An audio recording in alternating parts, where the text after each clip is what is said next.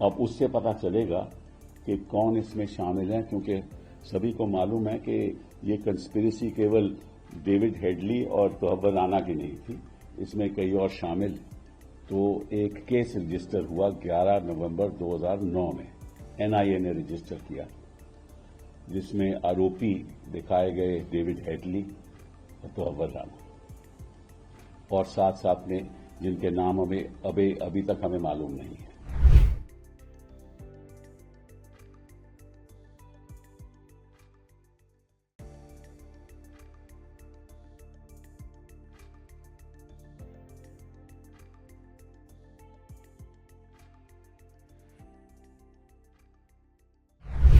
कि आज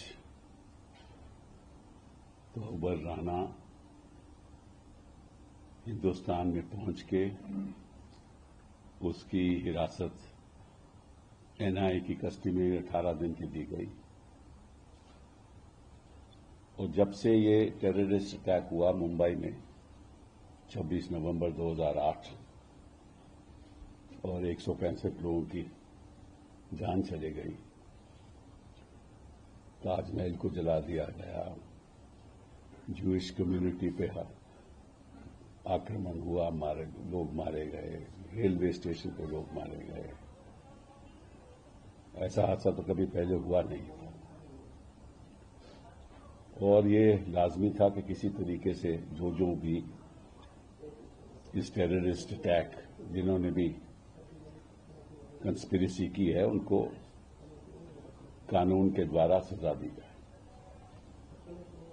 उस समय मुझे याद है, ये भी याद है कि यूपीए के दौरान में एनआईए का गठन हुआ। उससे पहले एनआईए थी नहीं, नेशनल इन्वेस्टिगेटिंग एजेंसी।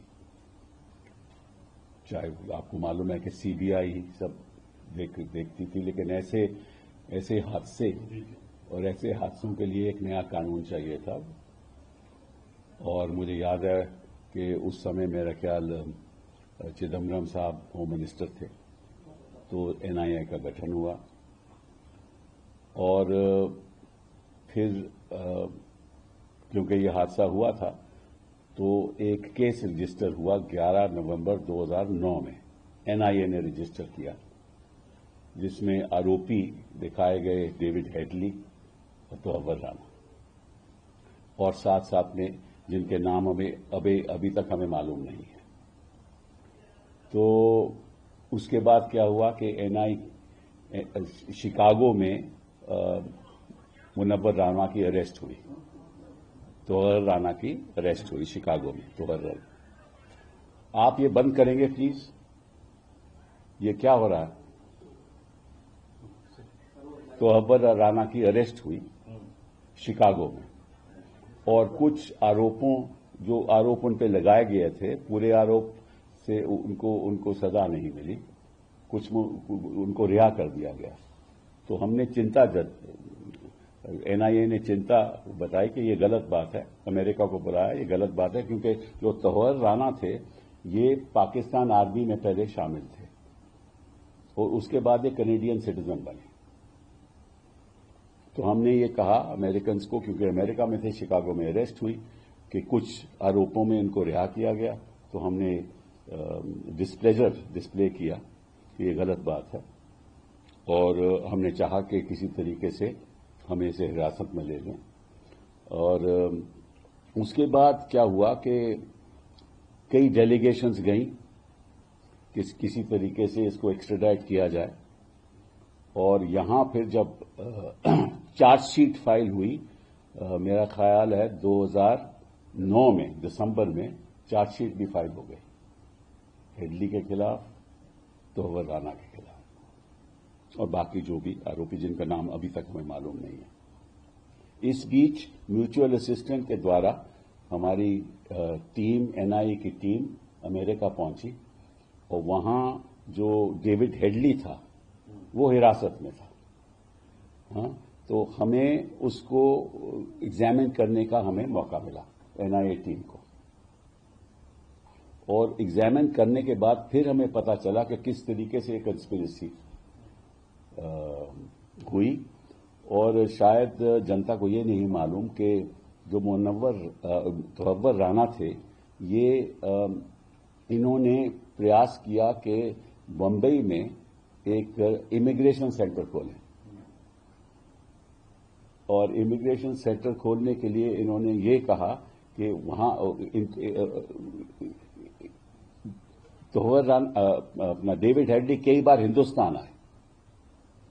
ہندوستان آئے کیونکہ تحور رانا نے یہ کہا کہ میں امیگریشن کا کام کرتا ہوں، مجھے ایک امیگریشن آفس چاہیے، تو سرکار نے انومتی بھی دے دی اس امیگریشن آفس کے لیے، اور تحور رانا نے کہا کہ ڈیوڈ ہیڈلی اس کے ہیڈ ہوں گے یہاں کے امیگریشن آفس میں۔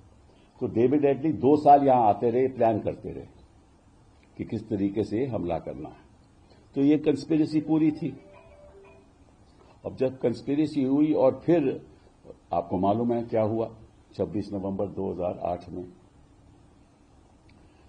اب اس کے بعد اریسٹ وارنٹ ایشو ہوا تھا، اس سے پہلے اریسٹ وارنٹ ایشو ہوا تھا، اور اریسٹ وارنٹ کے دوارا ایکسٹریڈیشن لازمی تھی، تو ایکسٹریڈیشن کرنے میں دیری ہو گئی، لیکن شکر ہے کہ آج کے دن تحور رانا آج ہماری حراست میں ہے۔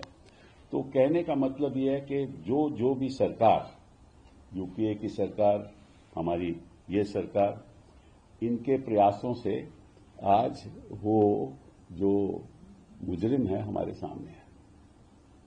اب اس سے پتہ چلے گا کہ کون اس میں شامل ہیں، کیونکہ سبھی کو معلوم ہے کہ یہ کنسپریسی کیول ڈیوڈ ہیڈلی اور تحور رانا کی نہیں تھی، اس میں کئی اور شامل ہوں گے اور ہیں، اور میں سمجھتا ہوں کہ یہ پتہ چلے گا کہ پاکستان کی اسٹیبلشمنٹ کون کون ایسے لوگ تھے جو اس میں شامل تھے۔